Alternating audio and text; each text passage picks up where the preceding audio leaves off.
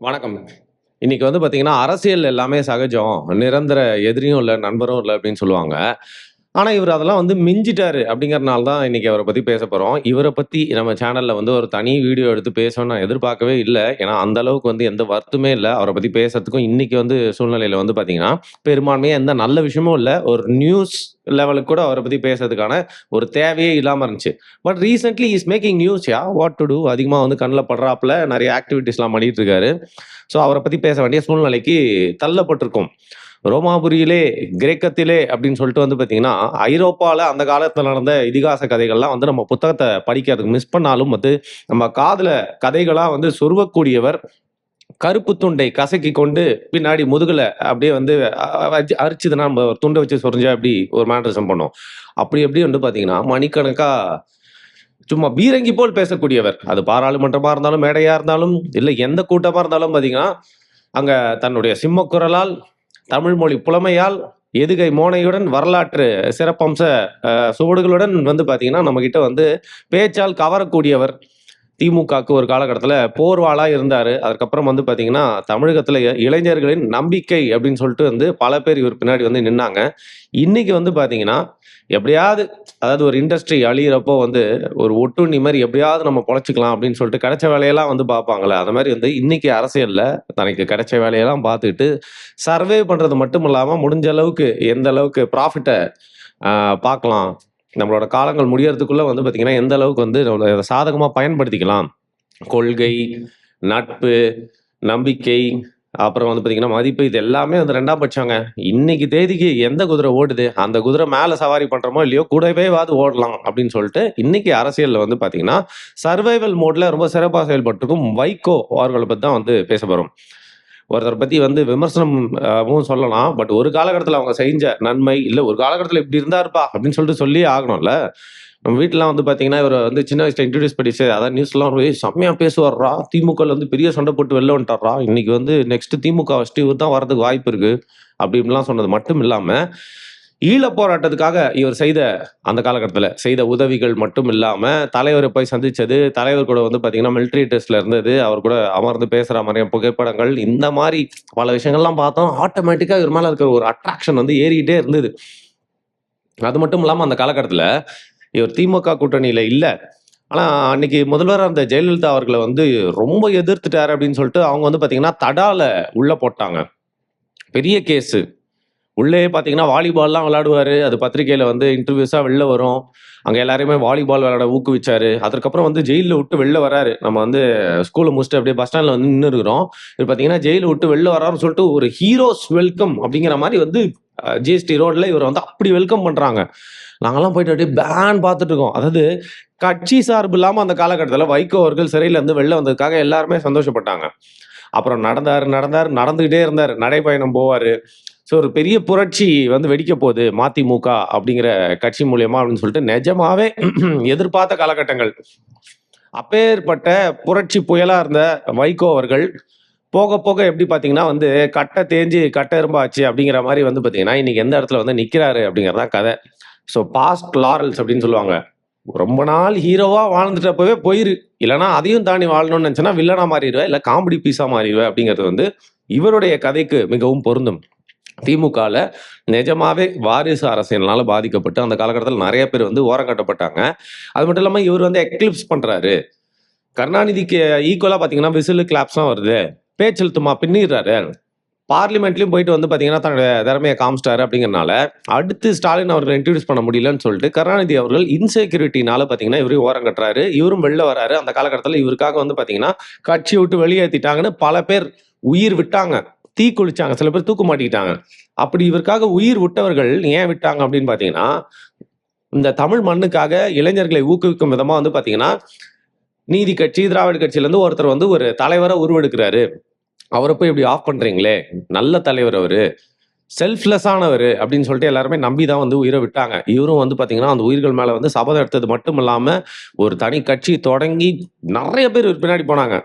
நிஜமாவே சொல்றேன். அன்னைக்கு வந்து பார்த்தீங்கன்னா, ஒற்றை நம்பிக்கையா வந்து நெறைய பேரால பார்க்கப்பட்ட ஒரு தலைவர். அதற்கப்புறம் என்ன ஆகுறாரு, இந்த மாரி தனியா எல்லாரையும் எதிர்கொள்றாரு. திமுக, அதிமுக எல்லாரையும் எதிர்கொண்டு வந்து பார்த்தீங்கன்னா, ஒரு 3 பிக்கஸ்ட் ஃபோர்ஸா வந்துகிட்டே இருக்கிற நபர் என்ன பண்றாருன்னா, ஒரு காலகட்டத்தில அவரே அவர் மேல வந்து நம்பிக்கை இழந்துட்டார் போல இருக்கு.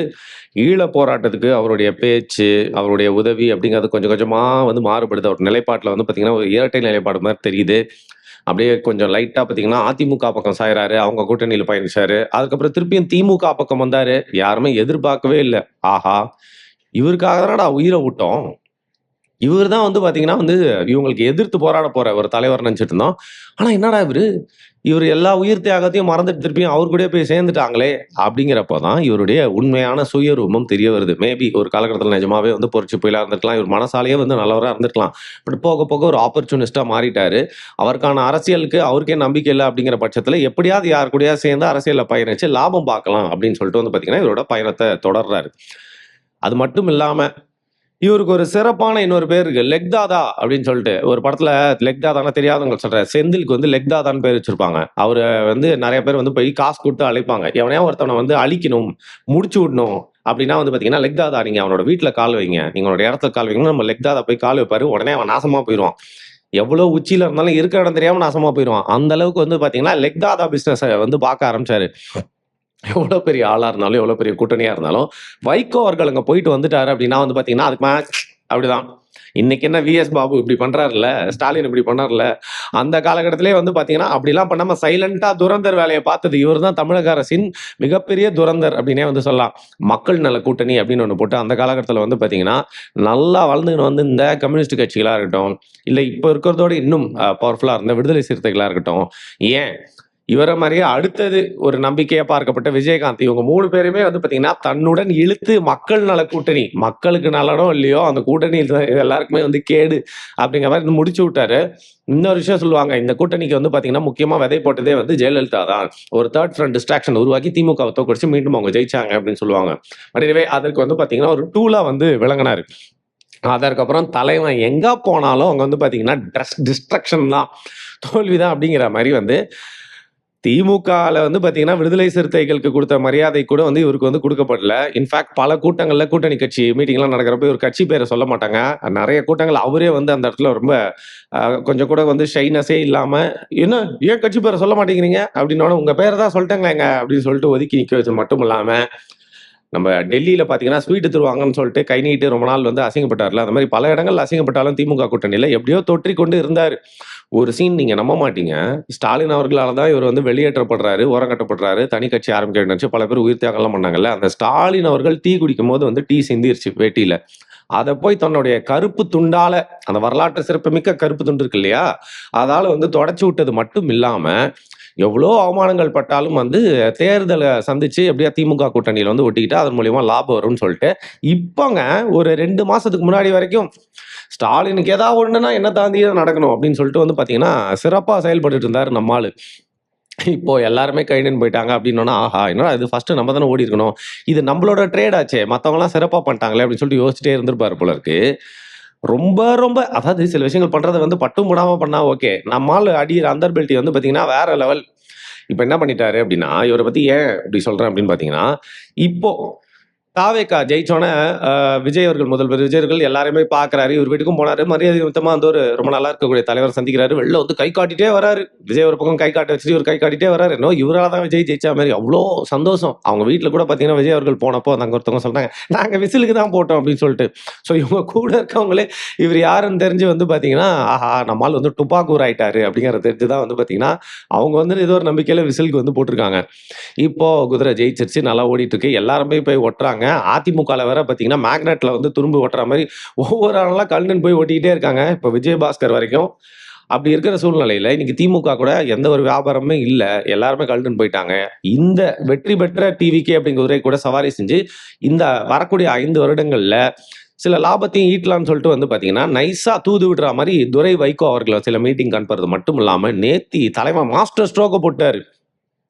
விஜய் அவர்கள் தலைமைச் செயலகத்துல போய் மீட் பண்ணி 40 மினிட்ஸ் பேசியிருக்காருங்க. எனக்கு தெரிஞ்சு விஜய் அவர்கள பேச விட்டுற மாட்டாரு. இவரே தான் பேசியிருப்பாரு. என்ன மேட்டர்ன்னு வெளில வந்து கேட்டா, இவர் வந்து பார்த்தீங்கன்னா, தன்னுடைய உரைகள், தன்னுடைய பேச்செல்லாம் வந்து பார்த்தீங்கன்னா, தொகுத்து ஒரு புத்தகமா வந்து பண்ணியிருக்காராம். அதுல முதல் பிரதியா முதல்வர் விஜய் அவர்கள் தான் வந்து வெளியிடணும். அப்படின்னு சொல்லிட்டு அவர்கிட்ட நான் வந்து அன்பு கட்டளை போட்டுட்டேன் அப்படின்னு சொல்லிட்டு வந்து தலைவன் போயிட்டு அவர போய் இன்வைட் பண்ணிட்டு வந்து நிக்கிறாரு. என்ன அப்படின்னு பார்த்தீங்கன்னா, காங்கிரஸ் வந்து ஒரு கேவலமான துரோகம் பண்ணாங்க. ஆனா திமுக காங்கிரஸ தோள்ல தூக்கி சுமந்துச்சுல்ல, நல்லா வேணும் அப்படின்னு சொல்லிட்டு நம்ம சந்தோஷப்பட்டுக்கிட்டு இருக்கோம். அப்புறம் கம்யூனிஸ்ட்டுகள் போனாங்க. திருமாவளவன் கூட ஒரு புதிய தலைமுறை பேட்டியில வந்து பார்த்தீங்கன்னா, நிறைய விஷயம் எக்ஸ்ப்ளைன் பண்ணியிருக்காரு. அதுல நீங்க எல்லாமே ஏத்துக்கலனா கூட அவரோட எக்ஸ்ப்ளனேஷன்ல வந்து ஒரு ஃபேர் ட்ரேட் இருக்கு அப்படின்னு தான் தோணுது. அதற்கு எல்லாத்துக்குமே ஒரு ரீசனும் சொல்றாரு அவரு. அத ஃபேஸ் பண்ணி இதுதான் மேட்ரு. இப்ப கூட எனக்கு வந்து சரி வரலன்னா வெளில வந்துருவேன் அப்படின்னு சொல்லிட்டு தைரியமா சொல்றாரு. அவர் மேல நமக்கு நிறைய மாற்று கருத்துக்கள் இருந்தாலும், அட்லீஸ்ட் அத ஃபேஸ் பண்ணி வந்து டிஃபெண்ட் பண்றாரு. நம்மால அதெல்லாம் இல்ல. இவ்வளவு நாள் வந்து அறிவாலயத்திலே ஒட்டிட்டு இருந்தாரு. இப்ப கொஞ்சம் கூட வந்து பார்த்தீங்கன்னா, நன்றியே இல்லாம, விஜய் அவர்கள் தான் முதல் பிரதிய பெறணுமா. நமக்கும் திமுகவுக்கும் 7ஆம் பொருத்தம். நம்மளுக்கு திமுக மேல வந்து பார்த்தீங்கன்னா, சுட்டு போட்டாலும் பாசம் வராது. அப்படி இருந்தும், நம்மளுக்கு பிடிக்காதவனா கூட, அவன் கிட்ட ஒருத்தன் துரோகம் பண்ணிட்டு நம்ம கிட்ட வரான்னா, நம்ம அவன மதிப்போமா? அதே மாரி தான் வைகோ அவர்கள வந்து பார்க்கணும்.